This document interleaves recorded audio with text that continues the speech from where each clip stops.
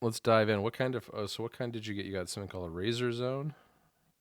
No, Nabu X Razer is the company. Oh, I've never heard of this. Yeah, no, neither did I. All right. Well, we should But save it for talking about it. yeah. I'll lead it in. I'll start anyway. Yeah. You're gonna look just like this woman in the website if you use that for a couple of weeks. It seems unlikely. You're gonna have long blonde hair. All right. She looks like she's wearing nothing but a fitness band. She just and a smile. Wow. She's not even smiling, Rob. Come on. Oh, terrible. All right. But yeah, I mean, today in true British tradition, I have a free day off work, and I spent the whole day fixing things around the house that I could have done any other weekend of the year. Oh yeah, I hear you. I understand that people take Easter holiday very, very seriously, both in the UK and the rest of Europe, really, because I don't know, from work I've run into some people saying that basically nothing's getting done with people they're dealing with in Europe because a lot of people took the whole week off for a vacation. Yeah, I don't know what it's like in the rest of Europe, but in the UK we get today off. Today, as we record, is Friday the 14th, Yeah. which is Good Friday, and then we get Easter Monday off as well. Oh, wow. And Sunday, basically no shops are allowed to be open by law. Right. I know you have a lot of wacky laws on Sunday shopping. Yeah, Easter Sunday is that is the top of the Sunday traded laws list. Like, absolutely, pretty much nobody's allowed to open on that day. Yeah. We're heathens and don't do that. People are working today, working Monday, although my kids both had school off today because it wasn't I guess nominally because it was some sort of teacher day, but I think they just make it coincide with the religious holiday anyway, just because they know a lot of people might take the day off anyhow. Yeah, I guess that kind of makes sense. Yeah. So it's not officially a religious thing. No. Where in the UK it is specifically like, this is Good Friday, so you have the day off, and then Easter Monday as well. Right. So if you get the bank holidays off at your job, then 3 days off, which is nice. Oh, nice. But yeah, of course, I've been to B&Q, which is like a UK equivalent of like Home Depot. We've been down there to pick some stuff up, and I've been fixing stuff in the bathroom. And I could have done this any weekend, but for some reason, it's you get the free day off work, and that's when you do these things. Did you hang the sign that I saw that you retweeted, Jess? That sign yes. on the door? Is that your Lego room? No, that's our dining room. Oh, but you should call it the junk room. Yeah, we don't really use it for dining. It kind of, the cat food is in there, and there's just bits of stationery, like the printer is in there, and there's envelopes and pens, and Sure. there's a freezer in there because it's our second freezer, and we don't really have any space elsewhere to put it. So it's just very random. Yeah, Yeah. It's kind of the room. We get a thing, and we go, where does this go? It just gets dumped in there. I figured it wasn't really the Lego room, and I was just going to give you a hard time about that on Twitter, but then I decided to be nice. It was early in the morning. Yeah, no, it's not the Lego room. The Lego room has a very specific purpose. The dining Lego room, on the other hand, is exactly. All right. So I'm looking here at our show notes, and I see that you've gotten yourself a fitness device, of a wearable of some manner and sort, right? Yeah, this is according to the description, it's a social wearable. This is it's I see. It made- gets you dates, is what it does. it hasn't so far. Okay. But I don't know how happy Jess would be about that. Yeah. But yeah, this one, it's by Razer, who are they make gaming computers and accessories, keyboards, mice, that kind of stuff. Yeah, I saw that. I'd always thought of them more as like a mouse and keyboard company. Yeah, for some reason they made this. So there's the Nabu X, which is the one I bought, and then the Nabu. And the one I bought just has 3 LEDs on it. Yeah, so it doesn't have any actual kind of feedback other than those LEDs. I basically bought it because I wanted notifications again. Since I switched to Android, none of the Android Wear watches are particularly good. and any of the good ones are massive. Mm-hmm. And I kind of, at work, I'd keep like missing phone calls or text messages because, I'd just leave my phone on my desk or whatever. Yeah. And this was like £10 off Amazon. Really? That's all? Yeah, really cheap. I don't really know why. I get the impression it didn't sell very well. Yeah. Well, one thing that Razer is good at is glowing lights, because they've got these nice. Are they as brightly colored as all the stuff I've seen Razer, like their keyboards and things? Yeah, the actual the core electronics of this is like a tiny little, it looks like a Fitbit thing. It just slots in the little band. Oh, okay. And of course, it is bright green because that's kind of their brand. But yeah, so it has like 3 little LEDs on the front, red, green, and blue, and then in the app you can customize those for specific notifications. So, for example, like any messaging apps, I've set those to red. Mm-hmm. Text messages, WhatsApp, Telegram, that kind of thing. And then like it defaults to green for everything else. And then for like Twitter, I've got blue at the moment. Mm-hmm. But it's kind of nice to just. It's not quite as convenient as something with a screen, but I really didn't want to spend a lot of money. Yeah, no, that makes sense. I see that it also vibrates. It vibrates very aggressively. Really? Yeah, it's kind of, it vibrates like the old phones used to, like before like the iPhone and Android was popular. All right, where the phones just seem to have right, with like a little actual motor in there with some kind of wheel that's off center that basically thumps around in there to give a buzzing. Yeah, exactly. Yeah, it can get pretty aggressive, but it does the job because I don't miss notifications now. Okay. And it does step counting and distance and calories, hours slept, active minutes, goals. I'm looking at all the different little features here. How long does the battery last? I only got it yesterday. Okay. And it was at 50% when I got it out of the box. It told me to charge it, but I didn't. I just put it straight on. Of course and not. Whoever follows the instructions, I certainly don't. Yeah, no, not me. And it's now at 41%. Since since yesterday morning, I guess. Oh, that's pretty good. Yeah, so it's been day and a half or something. Allegedly, it will last 5 to 7 days. Well, that's good. Yeah, I actually last night, I've been pretty happy with the battery life of the Apple Watch 2. I wore it to bed last night for the first time because I was going to get up really extra early this morning to do some stuff, and I went to bed. I think it was at 57%, and it was still at 42 when I got up. So I thought that was pretty good. I mean, I'm not, you're not walking around or anything, and you don't get many notifications overnight, but it's held up a lot. It's much better than the first version of the Apple Watch. Yeah, I have heard that, and there's a couple of people that I know have got the newer one, and they said the battery life is really good. Yeah. But yeah, as I say, I really just mostly bought this fitness band for the notifications. I was desperately looking around for something that didn't have a screen, that would just vibrate or had a little light on it or something. And I couldn't find anything for a while. And I was going to buy, some cheap one off Amazon for like £20 or something. And then I happened to come across this one and saw on Amazon that it was £10 for the black one, and I was like, "Yep, that'll do." Yeah, I think I vaguely remember hearing about this a long time ago. Looks like it comes in black, green, and white. Yeah, I think it came out about a year ago, and I think at one point they were selling like 5 of them for $50. I think they probably made too many and just couldn't get rid of them. Yeah, they've got a little thing at the bottom of the page that says, "Get 10 pounds off today." Oh, really? I didn't see that. Yeah. Oh, yeah. So they do. Yeah, because you linked the UK site. I'm going to see if they have the same thing in the US. Well,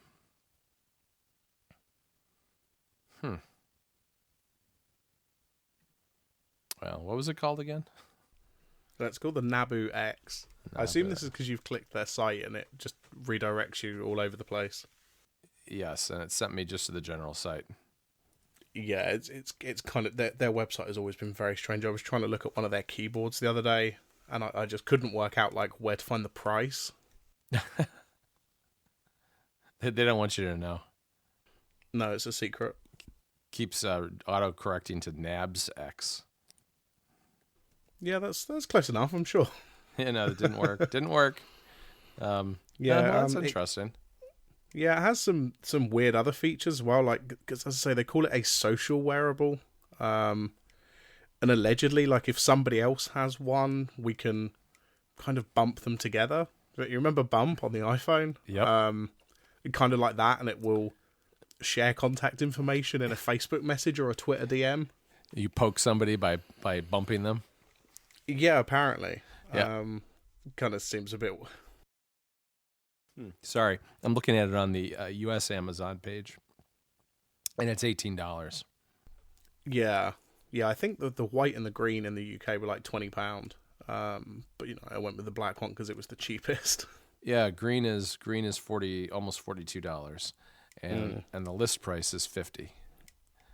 So it's 63% off, and it's got a whopping 2.5 star rating. Yeah. To be honest, the ratings weren't particularly good on the UK store. Well, if it does what you need it to do, though, right? Yeah, I think a lot of the complaints are to do with the calorie tracking and like the step counting is really inaccurate. Oh, okay. I did notice that, like, because I put it on yesterday. I was sat at my desk, I hadn't moved, and it said I'd done like 200 steps or something. But as I said, I'm not really using it for that. It does integrate with health on iOS and Google Fitness and stuff like that.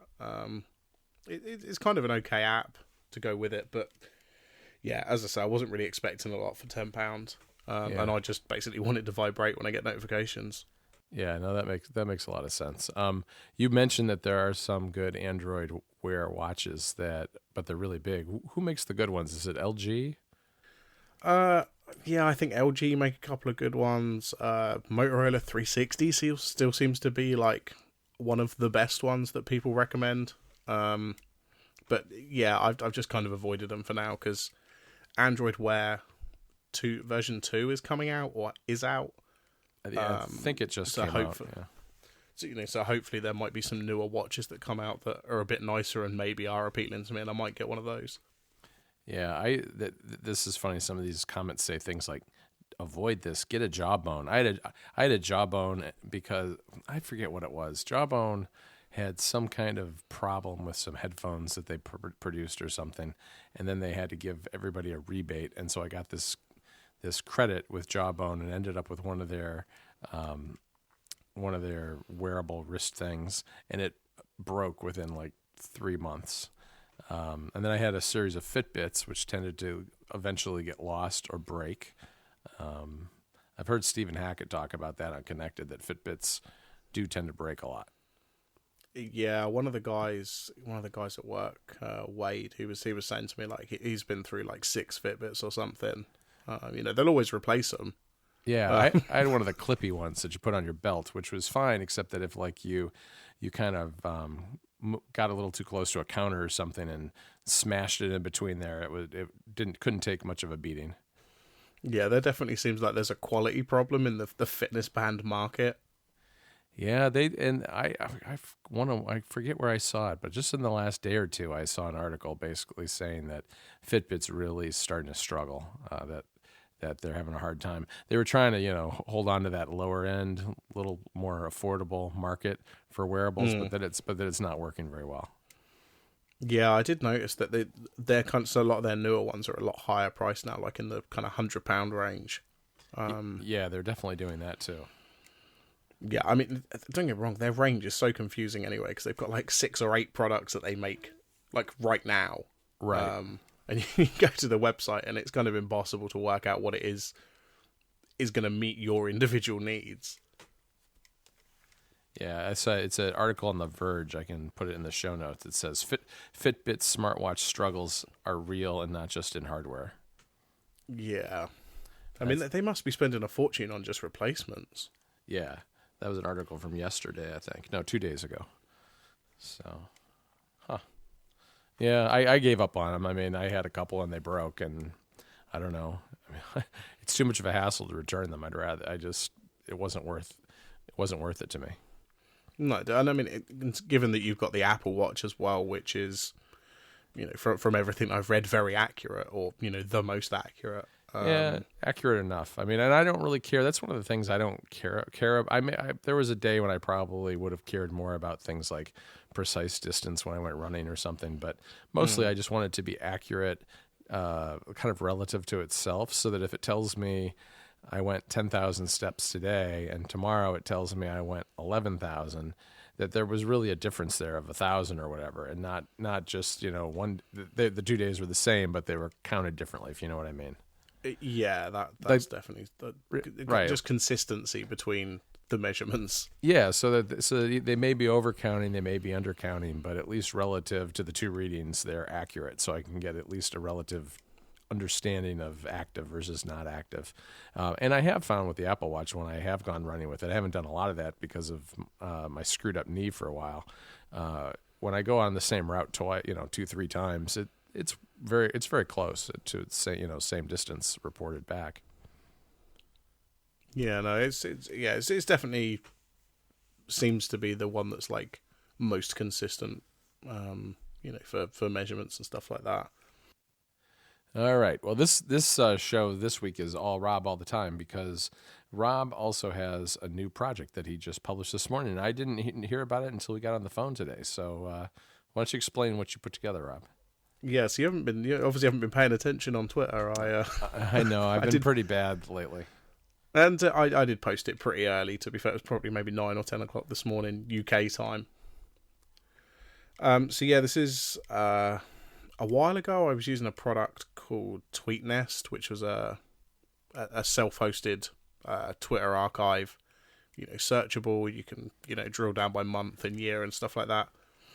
But I kept kind of coming up against issues where, because it was quite an old project, I think it was maybe made like 5 or 6 years ago. A lot of the code was kind of hard to modify and work out what it was doing to, like, change the look of it or improve search, that kind of stuff. So I basically rebuilt the whole thing, with Laravel, which is a modern framework and stuff like that. And I've had it running on my server for probably maybe 2 or 3 months. And then this morning, I'd kind of kept the code private just to make sure I hadn't like exposed any of my passwords or anything by accident on GitHub. But yeah, I made it public this morning. So you can, if you've got some familiarity with Laravel and setting up a server, that kind of thing, you can install this, import your archive, and then you've got like a full searchable archive that can also auto-update with new tweets. Oh, that's cool. I'm looking at it now. What is Laravel? I'm not even familiar with that. Yeah, so Laravel's a PHP framework. Okay. So yeah, I built it with that because it's what I'm most familiar with. I use it at work quite a lot. So what does it do? Does it just go out and ping the archive periodically and download the new stuff, or how's that part of it handled? Yeah, so if you the problem is the Twitter API limits you to getting 3,200 tweets from somebody. Right. So to set it up, you get it set up, and then what you want to do is request your archive, and import those files, and it will scan all the files and import those into the database. And then you can set up a scheduled job. I think I have mine running like twice a day. And it will just go out to the API and fetch any new tweets and add those to the database as well. All right. So did you automate the getting the pulling in the archive part? Yeah, I set up a cron job on the server. Okay. As I say, I can't remember exactly when I set it up for. It's been a couple of months, but I think I do it at maybe midday and then midnight. Okay. It kind of just keeps track of how many tweets it's imported in a log that you can see when you're logged in. How has it been dealing with the Twitter API? I've looked at it once in a while, a couple of times, and I always thought I never really liked what I saw. Yeah, it can get pretty complicated. A lot of the code to import the tweets into the database is the same code from the TweetNest product that I was using, because the guy who'd written that had kind of solved a lot of the issues, and kind of the edge cases and stuff like that. And especially if it's a tweet that's like a reply to something, that object that you get back from the API can be huge, because you get the original tweet plus the tweet that you're replying to, plus any URLs and mentions and stuff like that. So yeah, it can get pretty complicated pretty quickly. Does it pull in the media, or is it just URLs to media? It pulls in. It will display the media. I'm not personally archiving like images and stuff like that. It will display them on the website. But yeah, I'm not actually storing those. Do you know what happens if, say, like, what if I replied to one of your tweets and then you deleted your tweet? Would it pull that into? No, it won't pull in anything that's deleted. Although, if it's already pulled in a tweet and then I delete it on Twitter, obviously it just stays in the database. Sure. I'm not checking to see if tweets still exist or not. Yeah, it's not. I don't really delete tweets all that often. Yeah, no, but that would be a really real labor intensive thing to kind of go back and verify and. Yeah, definitely. I mean, I don't know how many I've got in here. I think it's like 35,000 tweets or something. Yeah, you don't want to go through and validate twice a day every single tweet in your library. No, I mean, I don't think you even could. I think you'd probably hit the limits of the API pretty quickly doing that. Yeah, I'm sure that's true. Do you go back to it very often? I mean, what's like the use case for it for you? Well, a lot of the time, I mean, you probably see this more than most people when we're chatting on Twitter and you say something and then I come back with a tweet that's like, 2 years old or something that's relevant to the conversation. This is how I'm doing that. Oh, all right. I'm using this to search for old tweets. Maybe the first time I've ever mentioned something, or tweets about a particular topic or something like that. Like this morning, I was looking for Nintendo tweets to see what I tweeted about them in the past. You still need to get a Switch. I do. Did you see that they canceled the NES Classic yesterday? I just don't even. Why? Oh, I have a theory. I do have a theory.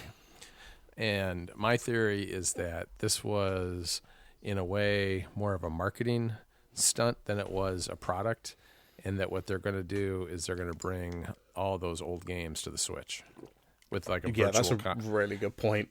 Yeah, because they don't.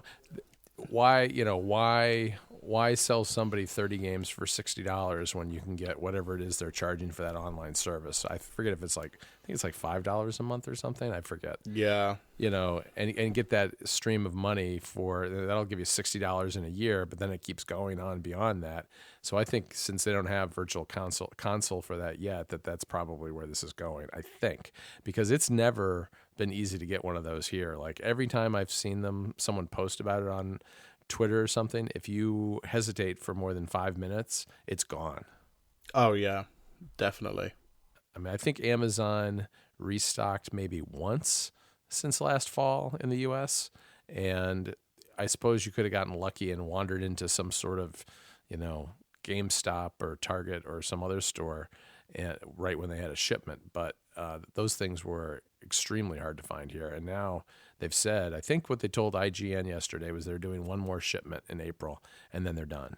And, at times there was talk that, it's really hard to source the parts, but, people have done teardowns and these things are not complicated machines, right? They're just there's a circuit board in there with some chips and the games are hard coded onto the chips.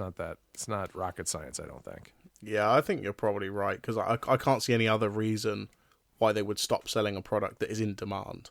It's a product that until recently people were willing to pay $200 for on eBay. I mean, the prices have started to come down into the low 100s, but people are still paying a premium for it because they can't find it in retail.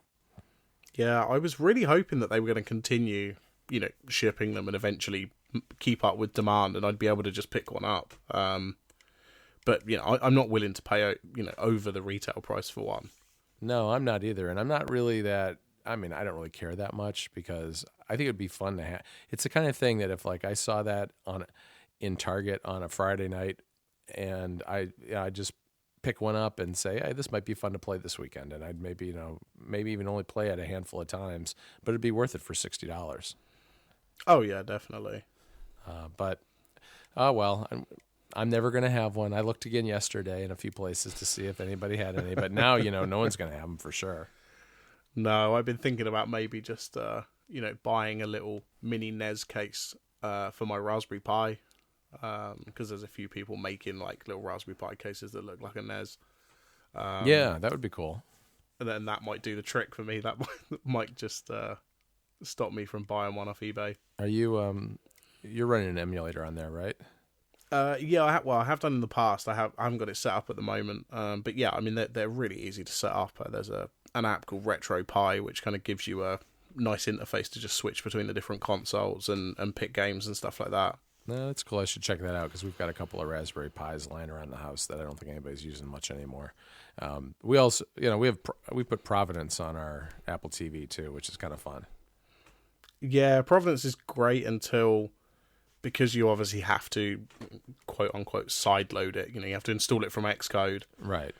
And then something happens and it's like no longer valid, or games just disappear from it and stuff like that because the Apple TV will purge the storage. No, yeah, I actually, I don't use it enough to know about that, I guess. There's another one. There's somebody making an emulator. There's a project going on right now. I think it's called Delta. I forget. But it's going to have to be side-loaded too. Yeah. It's, as I say, I think I might pick up one of the new Raspberry Pis because they've got Wi-Fi built in. And pick up one of those, maybe get a nice case for it and get that all set up. Providence works on iOS devices too, doesn't it?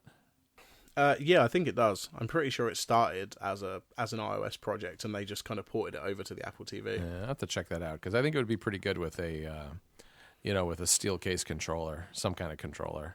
Yeah, that was a controller I was using it with, the Steel Series Nimbus that I haven't touched.